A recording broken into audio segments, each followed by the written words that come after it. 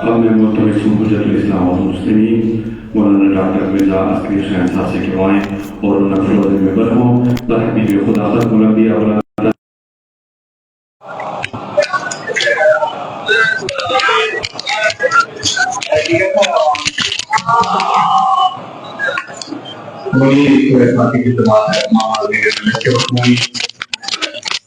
اور شہدائے ملت تشیع کے لیے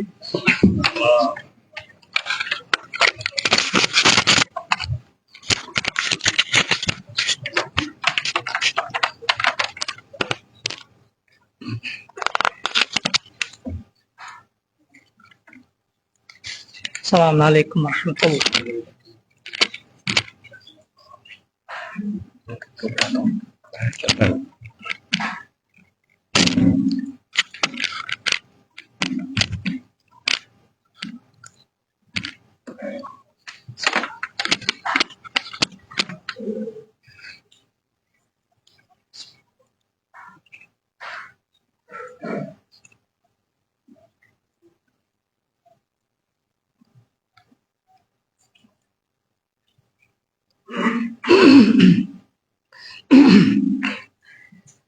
حسبنا اللہ ونعم الوکیل، نعم المولا ونعم النصیر،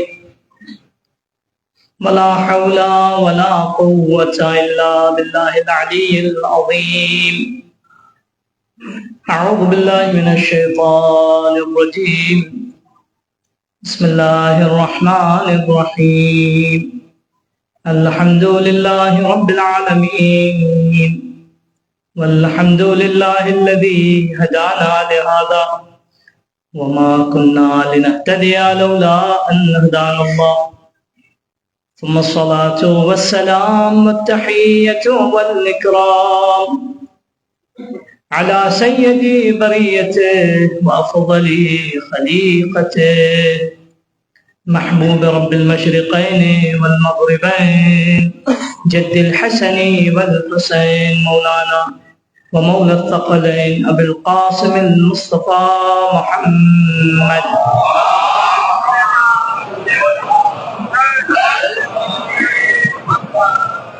وعلى آل بيته الطيبين الطاهرين المعصومين المنتجبين المطهرين، لا سيما بقية الله في الأرضين وحجته على الخلائق أجمعين، واللعن الدائمة الأبدية على أعدائهم أعداء الله أجمعين من يوم ظلمهم إلى لقاء يوم الدين.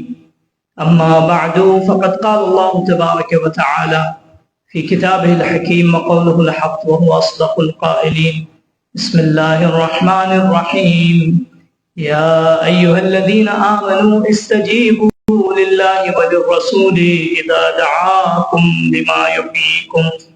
صدق الله ورسوله الكريم والأئمة الميامين محمد وآل محمد.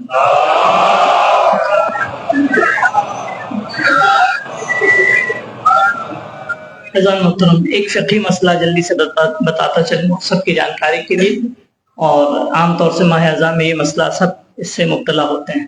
سوال یہ کیا جاتا ہے کہ عام ایام اعظم میں 10 دنوں میں کسی کو سلام کیا جا سکتا ہے؟ سلام ایک مستحب عمل ہے. عاشور کے دن مکروہ ہے.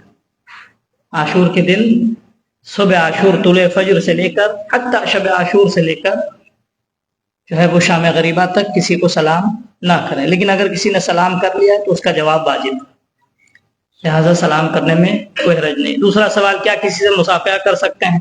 اگر مصافحہ خوشی کی علامت ہے تو نہ کیجیے، لیکن اگر مصافحہ ایک مومن سے ایک مومن کی ملاقات کی علامت ہے تو شرعی اعتبار سے کوئی حرج نہیں ہے. ایک صلوات پڑھیں محمد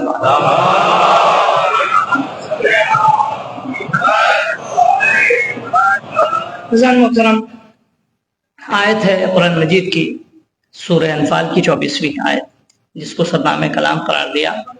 اللہ اس میں ارشاد فرماتا ہے کہ اے وہ لوگ جو ایمان لے کر آئے، جب اللہ اور اس کے رسول تمہیں پکاریں اس چیز کی طرف کہ جس میں تمہاری زندگی ہے تو ان کی پکار پر لبیک کہو.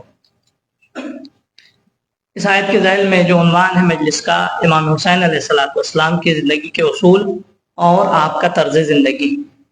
اس ذیل میں آپ کی خدمت میں عرض کیا، کل تک جہاں بات پہنچی تھی میں نے عرض کیا آپ کی خدمت میں کہ ہم امام حسین علیہ الصلاۃ والسلام کی عزاداری کا جو پرچم ہمارے ہاتھ میں ہے، تنہا دنیا میں، پوری دنیا میں، پوری امت مسلمہ میں تنہا صحیح معنوں میں اور حقیقی معنوں میں جو امام حسین علیہ الصلاۃ والسلام کی عزاداری کرتے ہیں تو وہ ہم شیعیان اثنا عشری، اور بھی دنیا میں بہت سے لوگ عزاداری کرتے ہیں. میں کسی کی عزاداری یا کسی کی غمخواری کو کم نہیں کرنا چاہتا ہوں، لیکن حق جو ادا کر سکتے ہیں وہ ہم شیعیان اثنا عشری اور اہل بیت کے چاہنے والے ہیں. ہم پر فرض یہ ہے کہ اس عظیم سرمایہ کو جو اللہ نے ہمیں عطا کیا ہے، یہ بہت بڑی نعمت اللہ نے، ایک بہت بڑا گوہر اللہ نے ہمیں عطا کیا کہ جس سے قیمتی شے کائنات میں مومن کے پاس اور کوئی چیز نہیں ہے. دو چیزیں ہیں جو مومن کے پاس سب سے قیمتی ہے. اگر اس کے پاس اس کے علاوہ کچھ نہ ہو، کچھ نہ ہو، نہ اس کے سر پہ چھت ہو، نہ پیروں تلے نعلین ہو، نہ تن پہ صحیح لباس ہو، لیکن اگر یہ دو چیز اس کے پاس ہے تو کائنات میں اس سے غنی کوئی نہیں ہے، اس سے سرمایہ دار کوئی نہیں ہے. حتیٰ مرتے وقت کفن بھی نہ ہو تن پہ، توجہ کیجیے گا، حتیٰ مرتے وقت اپنے تن کے لیے اپنے پیسے کا کفن بھی نہ ہو، لیکن اگر دو چیزیں ہیں مومن کے پاس تو اس سے بڑا مالدار اور سرمایہ دار، اس سے مضبوط، اس سے قوی، اس سے طاقتور، اس سے جو ہے وہ عظیم کائنات میں کوئی نہیں. ایک علی کی ولایت، دوسرے حسین کی عزاداری. یہ دو چیزیں اگر ہیں عزیزو، اس کی زندہ مثال ہے جناب ابو ذر. جناب ابو ذر صاحب ذر نام تھا، ٹھیک ہے، لیکن جب مرے ہیں اس دنیا سے گئے ہیں تو اپنے پاس اپنے کفن کے پیسے بھی نہیں تھے، جنازہ راستے پہ پڑا تھا. لیکن اللہ اکبر، ان سے غنی کائنات میں نہیں گزرا. بڑے بڑے غنی فقیر ہیں ان کے آگے، اور اصل میں جو نام کے غنی تھے انہی نے ابو ذر کو باہر کیا. تو کہنے کا مقصد کیا عزیزو، یہ بہت بڑی نعمت ہے اللہ کی، اور اس سے قومیں زندہ ہوتی ہیں. دین کو باقی رکھنے کی ضمانت جو ہے وہ یہی دو چیز ہے، دین اس سے باقی رہتا ہے. کل میں نے آپ کی خدمت میں عرض کیا تھا کہ آج اسی بات کا ادامہ کہ امام حسین علیہ الصلاۃ والسلام کو دنیا نے صرف ان کے ظلم کے خلاف قیام سے پہچانا، اور مولا کائنات علیہ الصلاۃ والسلام کو دنیا نے ان کی عدالت سے پہچانا، جبکہ علی اس سے کہیں زیادہ ہے. علی کی ایک ادنا سی صفت کا نام ہے عدالت، ایک ادنا سی صفت، ایک صفت کا نام ہے. اور امام حسین علیہ الصلاۃ والسلام کا ظلم کے خلاف قیام وہ ایک عمل ہے آپ کا، آپ کی پوری زندگی. امام حسین علیہ الصلاۃ والسلام اصل میں کیا مشکل، کس کے خلاف آپ نے قیام کیا؟ صرف ایک ظالم حاکم کے خلاف امام حسین علیہ الصلاۃ والسلام نے قیام نہیں کیا تھا. امام حسین علیہ الصلاۃ والسلام کا قیام تھا احیاء دین، دین کو زندہ رکھنا معاشرے میں. وہ دین جو نبی اکرم صلی اللہ علیہ وآلہ وسلم لے کر آئے تھے،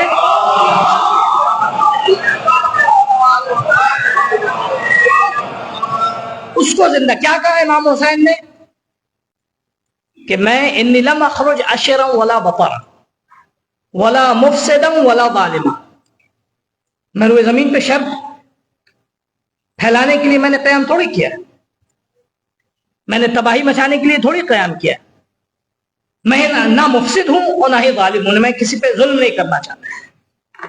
ولیکن خرجت لطلب الاصلاح فی امت جدی،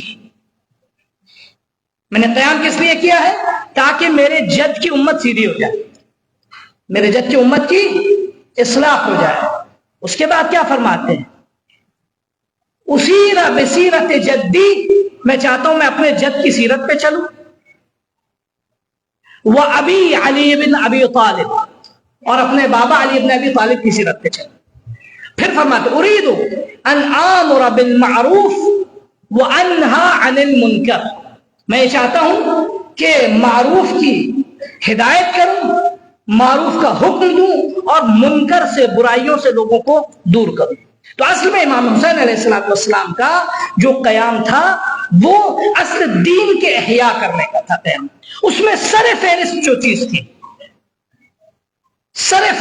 چیز تھی وہ یہ کہ ولایت کی پاسبانی. سر فہرست امام حسین علیہ السلام. کیونکہ دیکھیے عزیزوں، ایک ولایت اور اس کی ایک اہم نقطے کی طرف اہم چیز جو ولایت کی روح ہے، ولایت کو ماننے والے، ولایت کا نام لینے والے، ولایت کی مالا جپنے والے، ولایت کو اپنانے والے، دعویٰ کرنے والے کہ ہم نے ولایت کو اپنا رکھا ہے، یہ بہت سے لوگ ہیں. یا ولی کو پسند کرنے والے بہت سے لوگ ہیں. توجہ کیجیے، اللہ نے ولی خدا صرف اس لیے نہیں بنایا ہے کہ لوگ اس کو پسند کریں، بلکہ ولی کو پسند کرنے کے ساتھ ساتھ اس کے بے تمام معنی تابعدار ہوں. کیونکہ آپ دیکھیں جب محب کی بات آتی ہے، چاہنے والوں کی بات آتی ہے، محبت کرنے والوں کی بات آتی ہے تو بھیڑ لگ جاتی ہے. بہت سے لوگ کہتے ہیں ہم بھی علی سے محبت کرتے ہیں، ہم بھی علی سے محبت کرتے ہیں، ہم بھی علی سے محبت کرتے ہیں. ابھی آپ دیکھیں ہر روز نئے نئے سوشل نیٹ ورک پہ مثلا طرح طرح کی صورت شکل والے جو ہے وہ یہی کہہ سکتے ہیں، طرح طرح کی وہ کہتے ہیں ہاں ہم علی سے محبت کرتے ہیں. ٹھیک، محبت کے نام پہ توجہ کیجیے گا، محبت کے نام پہ مثال کے طور پہ لوگ مزار پہ جاتے ہیں، محبت کے نام پہ روزے پہ جاتے ہیں، محبت کے نام پہ قصیدے پڑھتے ہیں. توجہ چاہ رہا ہوں، بہت امپورٹنٹ بات. چلو آپ پڑھیں محمد والے.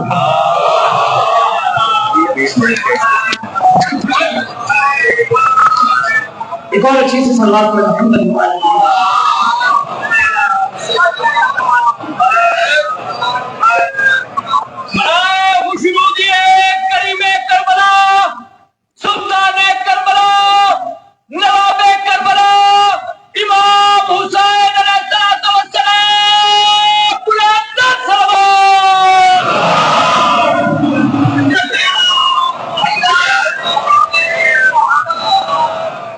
سب کہتے ہیں کہ ہم محبت کرتے ہیں.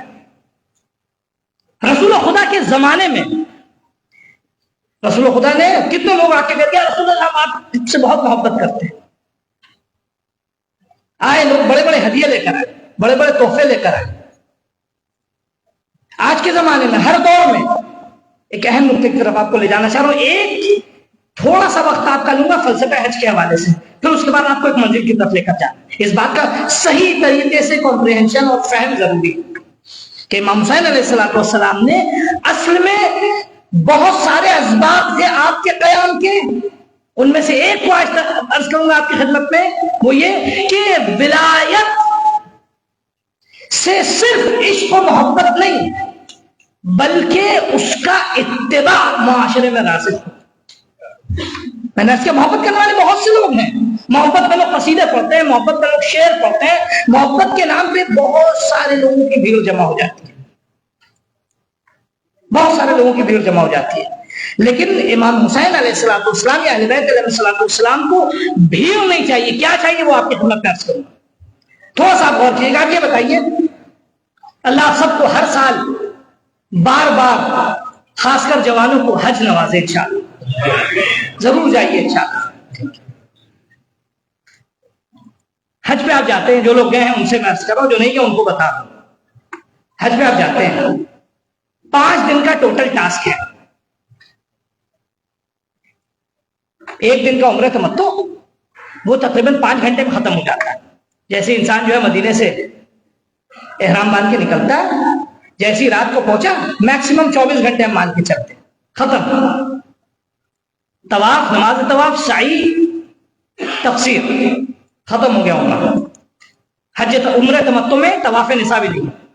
اس کے بعد 8 تاریخ کو لوگ رات کو نکلتے ہیں. کہاں؟ میدان عرفات کے لیے. روز 9 یعنی 9 ذی الحج کو بہت غور سے سنیے گا جو پیغام آپ کے حوالے کرنا.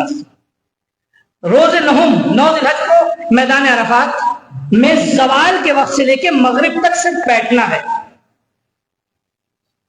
یعنی یہ جو دعا ہم لوگ عرفے کے دن پڑھتے ہیں یہ اچھی بات ہے، مستحب ہے، لیکن جو میدان عرفات میں جو حاجی گیا ہے احرام باندھ کر مکے سے، اس کے لیے صرف یہ 5 سے 6 گھنٹے یا 7 گھنٹے صرف وہاں بیٹھنا ہے. نہ کوئی ذکر ہے، نہ کوئی تسبیح ہے، صرف ظہر کی واجب نماز، کچھ کوئی دوسرا فریضہ نہیں. صرف کیا ہے فریضہ؟ وہاں عرفات کے میدان میں بیٹھنا ہے. اس کے علاوہ جو دعائیں ہیں یہ سب مستحب ہے، وہ کیجیے. لیکن اگر کوئی آپ سے کہے کہ واجب کیا ہے، صرف وقوف عرفات میں. عرفات سے آپ نکلے رات کو، رات بھر مزدلفہ پہنچے، رات بھر مزدلفہ میں آپ نے کسی طرح بھی گزارا. مزدلفہ میں کس وقت رکن ہے رکنا؟ طلوع فجر سے لے کے جس وقت صبح صادق کا وقت ہوتا ہے، یعنی جس وقت اذان کا وقت ہوتا ہے، اس وقت سے لے کر طلوع خورشید تک، سورج کے نکلتے وقت تک جو ہے یہاں صرف رکنا واجب ہے. نہ کوئی دعا ہے، نہ کوئی تسبیح ہے، نہ آپ کرنا چاہیں اچھی بات ہے، آپ کو ثواب ملے، ٹھیک ہے. لیکن کوئی بھی اللہ نے اضافی عمل نہیں قرار دیا. صرف وہاں بیٹھیے، آپ کھڑے ہوئیے، سو جائیے، وہیں رہیے، آپ کو وہاں سے نکلنا نہیں ہے. پھر وہاں سے نکلے آپ، اب وہاں سے نکل کے مزدلفہ سے آپ کو کدھر جانا ہے؟ منا آنا. منا میں اس دن 3 کام ہیں. سب سے پہلا کام 3 شیطانوں کو مارنا. اللہ نے بھی 4 دے رکھا. 3 شیطانوں کو آپ نے پتھر مارا. شیطان سامنے بھی نہیں کھڑا ہے. پہلے تو مثال کے طور پہ فرض کیجئے 2-3 یا 1-1.5 میٹر کا ایک چوڑا سا پتھر تھا، اب وہ باقاعدہ اور 8 میٹر کا پتھر یا 10 میٹر کا پتھر ہو گیا. شیطان کی مناسبت سے کیا کرنا ہے؟ اس کو جم غفیر، بھیڑ جاتی ہے لوگوں کی، سب جو ہے وہ صرف کتنی، پہلے تو صرف 7 کنکریاں مارتی ہیں. صرف نیت کرنا ہے کہ میں رمی جمرہ کرتا ہوں واجب قربتاً اللہ، حج تمتع کے لیے، جس کا آج واجب 1 2 3 4 5 6 7 مار دیا آپ نے. پھر اس کے بعد آئیے قربانی کیجیے. قربانی کرنے کے بعد اپنا بال، اگر پہلی بار حج کیا آپ نے تو اپنا سر منڈائیے. اس کے بعد پھر چاہیں تو آپ مکے چلے جائیے. پھر یا تو زوال سے، غروب سے پہلے آ جائیے، غروب سے لے کر نماز مغرب سے لے کر آدھی رات تک صرف منا میں بیٹھنا، نہ کوئی دعا، نہ کوئی تسبیح. جو واجب نماز ہے زور اثر کی وہ پڑھیے گا. توجہ چاہ رہا ہوں، ایک اہم پیغام کی طرف آپ کو لے جانا ہے. اس کے بعد آپ غروب تک نہیں رکے، اگر نہیں پہنچ پائے تو آپ آدھی رات کو جائیے. آدھی رات سے لے کر نماز فجر تک آپ کو وہاں رکنا ہے، کچھ نہیں کرنا ہے. آپ چاہے نماز پڑھنا ہے، نماز شب پڑھنا ہے، نماز جعفر تیار پڑھنا ہے، قرآن پڑھنا ہے، دعائے کمیل پڑھنا ہے، جو بھی پڑھنا ہے پڑھیے، لیکن واجب نہیں. ٹھیک ہے، صرف نماز فجر واجب. نکلے آپ دوسرے دن، جیسے طلوع آفتاب ہوا، پھر اب 3 شیطانوں کو مارنا. پھر اس کے بعد آپ چاہے مکے آ جائیے، رات گزاریے اسی طرح نصف شب یا آدھی رات سے صبح تک. تیسرے دن آپ نے طلوع خورشید کے بعد رمی جمرات کیا، 3 شیطانوں کو مارا. اس کے بعد زوال تک آپ کو منا میں رہنا. خوب توجہ چاہوں گا. ایک سوال آپ سے کرنا ہے. رسول خدا کے ساتھ جو لوگ حج پہ گئے تھے وہ لوگ مدینے سے ساتھ ساتھ تھے، یا کچھ لوگ آدھے راستے میں یمن میں آ گئے، یمن سے آ گئے، تو آدھے راستے سے رسول خدا کے ساتھ جڑتے گئے.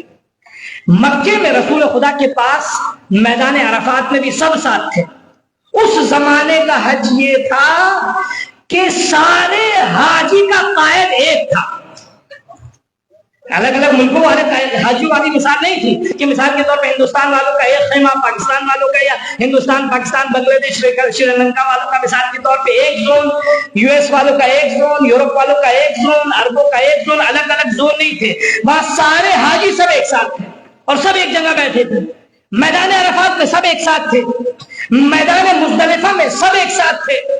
اور جو چاروں عظیم رسول خدا کے ساتھ جب تھے، رسول خدا نے آخری حج کا جو سب سے آخر اعلان تھا وہ میدان عرفات میں نہیں کیا.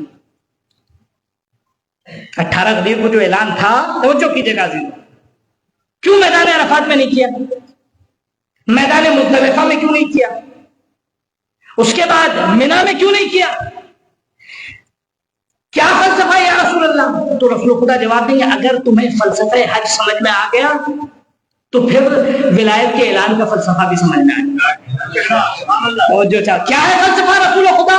رسول خدا بتائیں گے فلسفہ حج یہ ہے کہ خدا یہ چاہتا ہے کہ جس کا میں حکم دوں تم اس کا امتثال کرو. اور جو چاہ رہا ہوں اگر میں نے کہا یہاں رکنا ہے تو اب خدا سے سوال نہیں ہے کہ خدا کیوں رکوں میں. صفا مروا کی صحیح کرنی ہے تو خدا میں کیوں کروں. 7 مرتبہ طواف کرنا ہے خدا میں کیوں کروں. نہیں، بندے مومن جب اتنی عبادت انجام دے دیتا ہے تو کم از کم اس کا نفس آمادہ ہو جاتا ہے اب خدا کے حکم کے آگے خاموش رہنے. سراپا میں یہ چاہتا ہوں کہ میرا بندہ سراپا تسلیم ہو، اور نہ صرف یہ کہ سراپا تسلیم ہو، اس کی تربیت کے لیے، اس کی ٹریننگ کے لیے میں اس کو منا میں روکوں گا، میں اس کو مزدلفہ میں روکوں گا، میں اس کو عرفات میں روکوں گا، میں اسے ایسے مناسک انجام دینے کا حکم دوں گا کہ جو بظاہر اس کو چاہے کوئی فلسفہ نکالنا چاہے تو اس کو سمجھ میں نہیں آئے گا. فلسفہ صرف ایک فلسفہ، کیا؟ میرے حکم کی اطاعت اور میرے حکم کے آگے سراپا تسلیم ہونا. یعنی میں یہ چاہتا ہوں بندے مومن میں خدا کے آگے تسلیم، امر خدا کے آگے تسلیم ہونے کی لیاقت آ جائے، نبی خدا کے حکم کے آگے تسلیم ہونے کی لیاقت آ جائے. یعنی اگر خدا کوئی حکم دے تو انسان آنکھوں کو بند کر کے چشم بستہ، جیسے ابراہیم کو اللہ نے حکم دیا آنکھوں کو بند کر کے ابراہیم نے امتثال کیا، پھر نہیں رکے. خواب دیکھا جناب ابراہیم نے، چوں چرا کوئی سوال جواب، کوئی کوئری، کوئی کویشچن جناب جبرائیل سے پوچھ لیتے نہیں، کوئی سوچتے بیٹھ کر نہیں. رات کو خواب دیکھا، صبح ہوئی، عبادت کے فرائض انجام دیے، فوراً بیٹے کے پاس آئے، انی ارى فی المنام انی اذبحک. بیٹا میں مستقل خواب میں دیکھ رہا ہوں کہ تمہیں ذبح کر رہا ہوں. 1 دن 2 دن 3 مستقل خواب دیکھے جا رہے ہیں، اور مستقل بیٹے سے کہا. بیٹے نے بھی ایک ہی جواب دیا، افعل ما تؤمر. بابا آپ انجام دیجئے وہ جس کا آپ کو حکم دیا جا رہا. توجہ چاہوں، اسے کہتے ہیں تسلیم. ادھر حکم خدا آیا بغیر کسی سوال و جواب کے سراپا تسلیم ہو جانا. توجہ چاروں عزیزو، جب بندہ سراپا تسلیم ہونے کے مرحلے پہ پہنچ جائے، یعنی جو حکم خدا آیا اسے ماننا ہے، جو رسول خدا نے کہا اسے ماننا ہے، نہ کوئی سوال، نہ کوئی جواب، نہ کوئی کوشچن، نہ سوچنا، نہ فکر کرنا، نہ غور کرنا. نہیں، حکم خدا ہے، حکم رسول خدا ہے. جب بندہ اس مرحلے پہ پہنچ جائے گا تب میں غدیر کا اعلان کرواؤں گا. تب میں غدیر کا، کیوں؟ تاکہ غدیر کا اعلان یعنی میرے امر کے آگے خاموش رہنا. ہم نے جس کو ولی بنا دیا اب اس کے بعد کوئی سوال نہ کرے. یہی وجہ تھی کہ خدا نے پتھر نازل کیا کہ ہم نے تمہیں شیطان کو پتھر ماروایا کس لیے، ہم نے تمہیں مینا میں روکا کس لیے، ہم نے مزدلفہ میں روکا کس لیے، عرفات میں روکا کس لیے، تاکہ تم ہمارے حکم کے آگے خاموش رہنا. اب اگر اتنی تربیتوں کے بعد بھی تم میں وہ جذبہ نہیں آیا تو تمہیں جینے کا کوئی حق نہیں.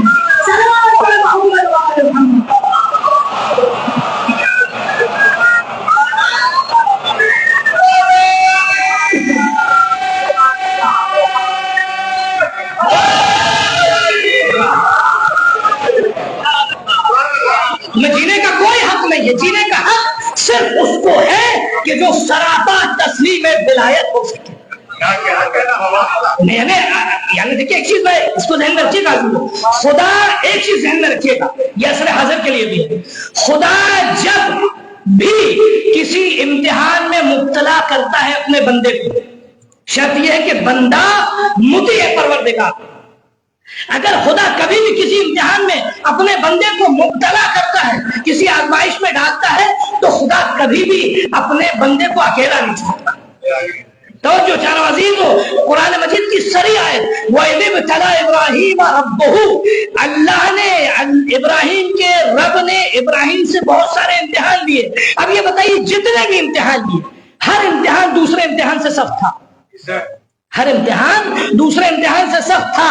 ہم سے کوئی کہے کہ اپنے بچے کو آپ بھیڑ میں چھوڑ دیجئے, ایسے بچے کو جسے اپنی خبر نہ ہو, نادان ہو بچہ ہو, تو ہم ڈریں گے کہ بھئی ہم کیسے بھیڑ میں چھوڑ دیں. ہم سے کہے کوئی اپنے بیوی بچوں کو آپ ایسی جگہ چھوڑ دیجئے, نہ کوئی آدمی ہو, نہ آدمزاد, نہ کوئی انسان ہو, نہ کوئی حیوان, بالکل بالکل صحرا ہی صحرا, نہ پانی ہو, نہ اناج ہو, نہ درخت ہو, نہ گیا ہو, کچھ نہ ہو, ہم گھبرائیں گے. ٹھیک ہے, اللہ نے جناب ابراہیم کو حکم دیا. ولادت نہیں ہو رہی تھی, جناب ہاجرہ کیا مشکل سے ولادت ہوئی. جیسی بچہ بڑا ابھی چند دنوں کا ہے, جناب ابراہیم نے چھوڑ دیا. سخت امتحان. اللہ نے اس کے بعد نار نمرود میں جب ڈالا گیا, جناب ابراہیم کو ایسی آتش میں ڈالا جا رہا تھا کہ جسے کئی مہینے تک آفروختہ کیا گیا. اگر کئی 100 میٹر کے فاصلے سے پرندہ گزر جائے تو بھن جاتا تھا. اتنی شدید آگ, اللہ اکبر. عزیزوں, اتنی شدید آگ میں گرنے کے لیے اتنی ہی شدید محبت چاہیے, اتنی ہی شدید محبت چاہیے. اب ایک مرتبہ جناب ابراہیم کو منجنیق میں رکھا گیا, ڈالا گیا. امتحان دیکھیے, پھر منزل کی طرف لے کر آؤں گا. جناب ابراہیم کو ڈالا گیا, جناب جبرائیل سے رہا نہ گیا. جناب ابراہیم پریشان ہو گئے, دوڑ کے آئے اللہ سے اجازت لے کے. ابراہیم نے کہا حاجہ, ابراہیم کچھ مدد چاہیے, بتائیے. میں ہوں, ایک پھونک میں آگ ٹھنڈی ہو جائے گی. توجہ چاروں عزیزوں, ایک پھونک میں آگ ٹھنڈی ہو جائے گی. ابراہیم نے کہا بلا, حاجت تو ہے لیکن تم سے نہیں ہے. حاجت ہے تم سے نہیں ہے. کہا کس سے ہے؟ کہا اس سے ہے جس نے امتحان میں مبتلا کیا ہے. کہا پھر جائیے طلب کیجئے. کہا کہ نہیں عزیزوں, دیکھیے یہ مقام عشق ہوتا ہے, قسم خدا کی. آپ مسائل میں اس کو سنتے, کبھی فضائل میں غور کیجئے. آپ یہ دیکھیے, بیٹا بڑا عزیز ہوتا ہے, بہن بڑی عزیز ہوتی ہے. امام حسین کو بیٹا بھی بڑا عزیز تھا, بہن بھی بڑی عزیز تھی, بچے بھی بڑے عزیز تھے. لیکن یہ بتائیے, کسی ایک سجدے میں امام حسین نے یہ دعا کی ہو کہ خدایا میرے علی اکبر کو زندہ رکھنا. کسی ایک دعا میں یہ کہا ہو کہ میری بہن سے امتحان نہ لے. کہا نہیں, کسی بھی امتحان کی کسی بھی دعا میں امام حسین نے یہ نہیں کہا. حیات کی تمنا نہ کی, بلکہ حکم خدا کی تمنا کی. خدا اپنی آزمائش میں ثابت قدم رکھنا. اب سنیے, جناب ابراہیم سے کہا کہ پوچھو اللہ سے, مانگیا آپ کو اگر حاجت ہے تو. ایک جواب, یہ وہ مقام عشق ہے عزیزوں کہ انسان اس مرحلے پہ پہنچنے کے بعد پھر اس سے مانگتا نہیں ہے, پھر وہ خود بھیجتا ہے. کہتے ہیں جناب ابراہیم, علمہ بحالی حسبی من سوالی. میں اپنے پروردگار کے سامنے ہوں, وہ مجھے دیکھ رہا ہے, وہ مجھے جانتا ہے, میرے امتحان میں اسی نے مجھے مبتلا کیا ہے, میرے حالات کا اسے علم ہے. اب جب اسے علم ہے تو میں کیسے مانگنے کی جسارت کروں. علمہ بحالی حسبی من سوالی. توجہ چاروں عزیزوں, اب دیکھیے جناب ابراہیم نے, یہ بھی ایک امتحان تھا خدا کا. خدا یہ دنیا کو دکھانا چاہتا تھا کہ معرفت کے کس مرحلے پہ ہے ابراہیم. اب جیسے جناب ابراہیم نے یہ معرفت کی عظمت دکھا دی, فوراً اللہ نے آگ کو حکم دیا, یا نارو کونی بردن بسلاما. اے آتش, اے آگ ٹھنڈی ہو جاؤ, سلامتی کا سبب بن. توجہ چاروں عزیزوں, یعنی کیا مطلب؟ یعنی خدا جب بھی کسی آزمائش میں مبتلا کرتا ہے تو اپنے بندے کو اکیلا نہیں چھوڑتا ہے. یہ خدا کا فلسفہ ہے. بس شرط یہ ہے کہ بندہ اس کے امتحان میں ثابت قدم رہے, بندہ ثابت قدم رہے. تو کیا عزیزوں ولایت کیا ہے؟ ولایت یعنی مکمل طور پر سراپا تسلیم ہونا. مکمل طور پہ جو امام نے کہہ دیا, بس ایک جملہ امام حسین کا 2-3 جملے پڑھوں گا, اس کے بعد مسائل کی طرف لے کر آؤں گا. مکمل سراپا تسلیم, یعنی امام کی امامت کا مطلب, ہم امام کی امامت کے قائل ہیں نا, امام کی امامت کا مطلب یہ کہ جو امام نے کہہ دیا بس اس کے آگے سر تسلیم ہے. اس کے آگے پھر نہ کوئی سوال, نہ کوئی جواب, نہ کوئی جدت, نہ کوئی کشمکش, کچھ نہیں, بس سراپا وجود اپنا تسلیم کر دینا. ہارون مکی کا قصہ معلوم ہے, تب پڑھنا نہیں ہے. امام نے کہا جاؤ تنور میں, چلے گئے. امام نے کہا خاموش ہو جاؤ, چلے گئے, خاموش ہو گئے. امام نے کہا بولو, اسے کہتے ہیں سراپا تسلیم ہونا. انشاءاللہ آئندہ کی مجلس میں اس کی وضاحت کروں گا انشاءاللہ. یہ اصل ولایت کا فلسفہ یہ ہے. اب عزیزوں, کوفے کی سب سے بڑی مشکل کیا تھی؟ یا ہر دور کی سب سے بڑی مشکل کیا ہے؟ ہر دور کی مشکل یہ ہے کہ لوگ محبت کرنے والے تو بہت سے ہیں, لیکن سراپا تسلیم ہونے والے کم. کوفے کی سب سے بڑی مشکل تھی کہ وہاں آئیے مولا، آئیے آقا، آئیے فرزند رسول، آئیے فرزند زہرا، آئیے فرزند علی، سب بلا رہے تھے، لیکن سراپا تسلیم کوئی نہیں تھا، بلکہ ان کے اندر جو پست خصلت تھی وہ میں آپ کی خدمت میں عرض کروں کیا تھا۔ اکثر جو کوفے والوں کو لوگ بدنام کرتے ہیں نا کہ کوفے والے میں کوفے میں شیعہ تھے، اس لیے جو ہے وہ اوہنی شیعوں نے امام حسین کو مارا۔ میں ایک جملہ عرض کرتا چلوں، اس میں بہت سے علماء نے بہت ساری باتیں کی، صرف ایک جملہ، شیعہ وہ ہے کہ جو اپنے امام کی راہ میں مر جائے گا، مارنے کے لیے تیار نہیں، بس عزیز، ٹھیک ہے۔ اب ایک جو امام حسین نے کس طرح ان کی مذمت کی، صاف صاف دیکھیں، جب دو چار ہے تاریخ میں، پھر بھی اس کے بعد جو ہے فتنہ انگیزی ہوتی ہے۔ امام حسین نے کیا ایک صلوات پڑھ محمد والی،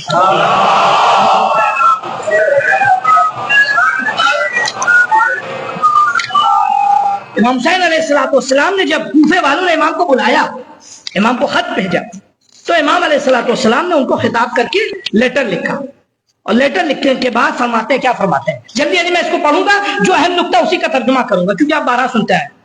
ایھا الناس ان رسول اللہ قال من رعا سلطانا جائرا، اے لوگوں، رسول خدا کا فرمان ہے کہ جس نے جائر اور ظالم سلطان کو دیکھا، کیا کر رہا تھا وہ اس کی تشریح میں کل کروں گا، مستحلا لحرم اللہ، اللہ نے جس چیز کو حرام کیا اس کو حلال کر رہا تھا، ناقضا لعہد اللہ، اللہ کے جو بھی عہد ہیں اس کو توڑ رہا تھا، مخالفا لسنت رسول اللہ۔ اکثر ایک بات میں عرض کرتا چلوں عزیزو، اکثر جب میں نے عرض کیا تھا، پہلے بھی اشارہ کروں گا، آج کل تفصیل عرض کروں گا، اکثر جب کربلا کی بات آتی ہے تو صرف جنگی حوالے سے لوگ دیکھتے ہیں، لیکن ان پہلوؤں کو کوئی توجہ نہیں کرتا۔ امام حسین علیہ السلام نے اپنے قیام کے اسباب کیا بتائے ہیں؟ اپنے قیام کے اسباب صرف خونریزی نہیں بتائی، ریزنز بتائیں، اس کی تشریح کل کروں گا۔ مخالفا لسنت رسول اللہ، یعمل فی عباد اللہ بالاثم والعدوان، اللہ کے بندوں کے درمیان گناہ انجام دے رہا ہے، ظلم کر رہا ہے، تجاوز کر رہا ہے۔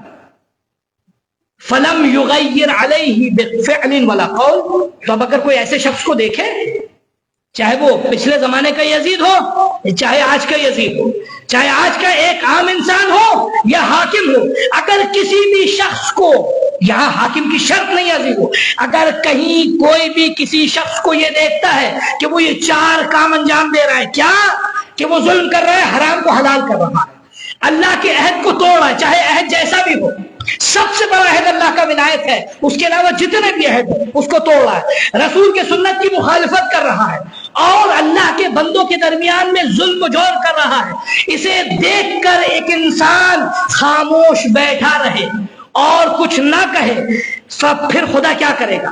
کان حقا علی اللہ ان یدخلہ مدخلا، تو خدا پر فرض ہوگا کہ خدا اس انسان کا انجام بھی وہی کرے جو اس ظالم کا کرے، جو شخص کا کرے گا جو مخالف سنت نبی ہے، جو شخص کا کرے گا جو مخالف عہد خدا ہے، جو شخص کا کرے گا کہ جو سنت رسول کی مخالفت کرتا ہے، وہ شخص کا کرے گا جو حلال کو حرام کرتا ہے، وہ شخص کا جو حال ہے جو حلال کو حرام کرتا ہے، جو حال اس کا ہوگا وہی حال اس شخص کا ہوگا جو خاموش ہے۔ اس کے بعد امام حسین جلدی جلدی کیا فرماتے ہیں کہ الا وان هؤلاء قد لزموا طاعت الشیطان وترکوا طاعت الرحمن، جس زمانے میں بھی توجہ کیجئے گا، اصل اطاعت کا، ولایت کا مطلب کیا ہے؟ ولایت کا مطلب یہ کہ اطاعت الرحمن ولی خدا کی سراپا اطاعت۔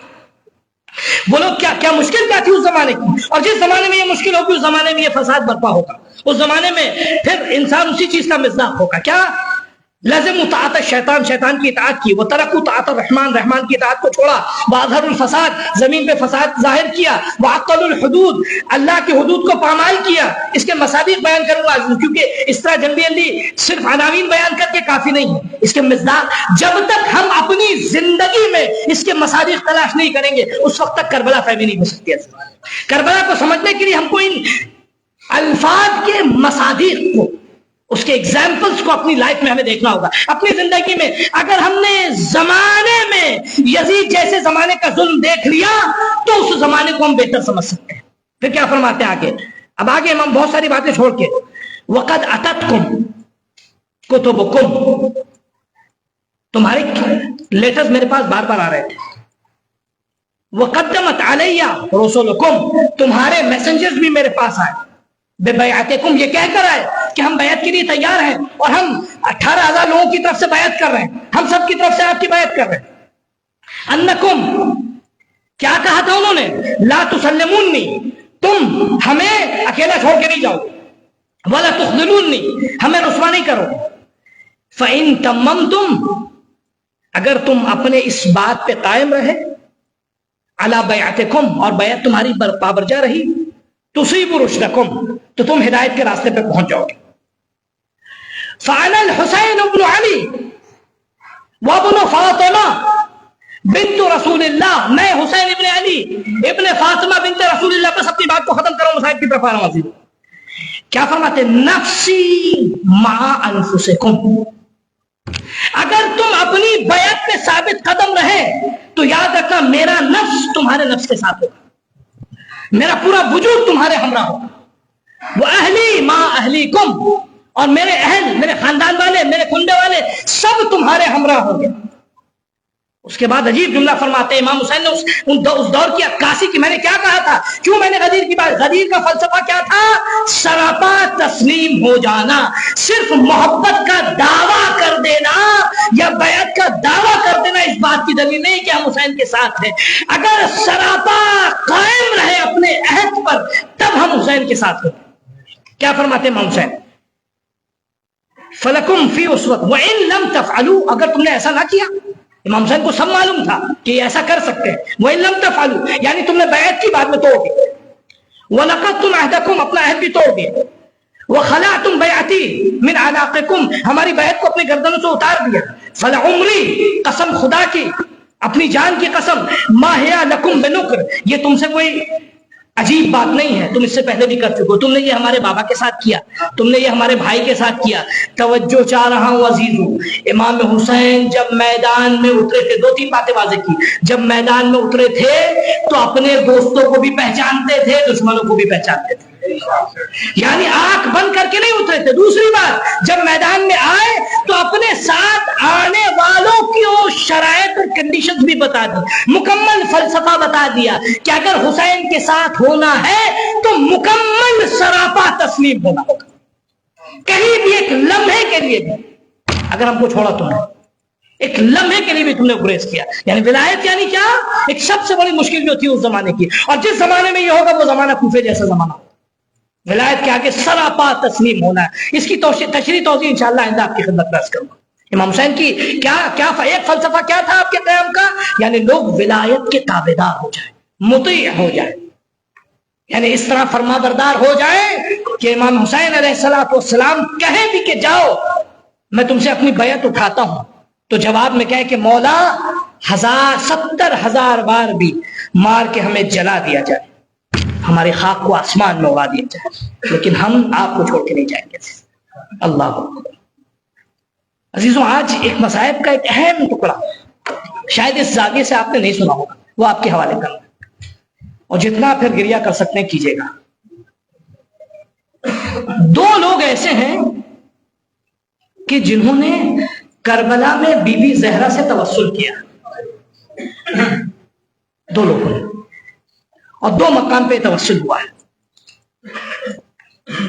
دو مقام پہ توسل ہوا ہے، ایک امام حسین، دوسرے شہزادے علی اکبر۔ شہزادے علی اکبر نے شہادت کی اجازت کے لیے، امام حسین نے ایک گمراہ کی ہدایت کے لیے۔ 4 محرم ہو گئے عزیز، اب تو ذاکروں کو کہنا بھی نہیں پڑتا ہے کہ حسین مظلوم ہے، اب تو رلانے کے لیے مصائب بھی پڑھنے کی ضرورت نہیں، آپ کے خود تیار ہو جاتے ہیں، خدا آپ کے احساسات آپ کو رلانے پہ مجبور کرتے ہیں۔ امام حسین 4 تاریخ کو کس کے مصائب پڑھے جاتے ہیں؟ بعض جگہوں پہ حر کے مصائب پڑھے جاتے ہیں، جانتے ہیں عزیزوں؟ امام حسین نے حر وہ ہیں کہ جنہوں نے کربلا قائم کیے، اور وہ ہیں کہ جن کے سبب بچے پیاسے تھے۔ جب دو محرم کو ملے تھے نا تو انہوں نے امام حسین علیہ السلام سے یہ کہا تھا نماز کے وقت میں کہ آپ نماز پڑھائیے، آپ کے رہتے ہم نماز نہیں پڑھ سکتے۔ ایک چیز اور کرتا چلو عزیز، امام حسین یہ دیکھتے تھے کہ اس شخص کے دل میں کوئی جگہ ہے کہ نہیں؟ جہاں بھی کوئی ایسا باظرف ملا فوراً اس کو اپنی طرف بلا دیا اور اس طرح علاج کیا کہ اس کی بیماری بھی دور ہو گئی. حر سپہ سالار تھے. امام حسین نے نماز پڑھائی, نماز پیچھے پڑھی. جب جانے لگے تو لجام فرس پہ ہاتھ دیا. عزیزو, لجام فرس پہ ہاتھ دینا بہت بڑی توہین ہوتی ہے عربوں کے لیے. اللہ اکبر. امام حسین علیہ السلام نے نہ تلوار اٹھائی نہ کوئی اور ایک جملہ, ایک ایسا جملہ کہا کہ جس سے بیمار حر کا علاج ہو جائے. کیا کہا؟ اے حر سکلت کا امک, اے حر تیری ماں تیرے ماتم میں روئے. میں کہوں مولا آپ نے یہ جملہ کیوں کہا؟ کچھ اور کہہ دیتے. تیرا کنبا تیرے ماتم میں روئے, کیوں آپ نے کہا تیری ماں تیرے ماتم میں روئے؟ تو عجب نہیں امام حسین جواب دیں, میں حر کی زبان سے وہ جواب نکلوانا چاہتا ہوں. حر نے کیا جواب دیا؟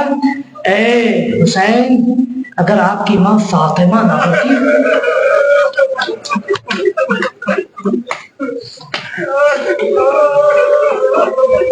اللہ, اگر آپ کی ماں فاطمہ نہ ہوتی تو میں بھی آپ کی شان میں جیسا.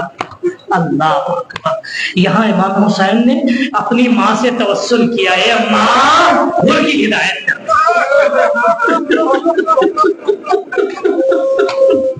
عزیزو, امام حسین کو بی بی زہرا بڑی عزیز تھی. بی بی زہرا بڑی عزیز تھی.